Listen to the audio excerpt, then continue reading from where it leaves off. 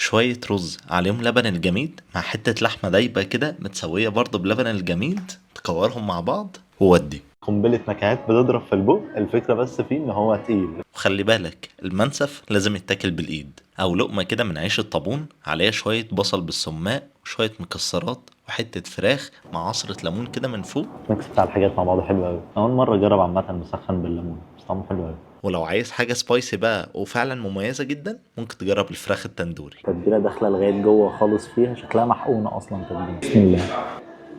تتبيلة طعمها حلو قوي قوي قوي. عامة لو انت ما تعرفش فده مطعم الساخن، وده فرعه التاني هنا في مصر بعد 9 فروع في الأردن. مكانه في مدينة نصر في مكرم عبيد، المكان كبير في كيدز اريا ومكان للصلاة ومطبخهم مفتوح. عندهم برضه حاجات تانية غير اللي انا جربتها زي المقلوبة والبروست اللي فعلا كان مميز قوي. قرمشة، تتبيلة، نظافة، ولا غلطة. فاعمل سيف للفيديو بقى ومنشن صاحبك اللي عايز تروح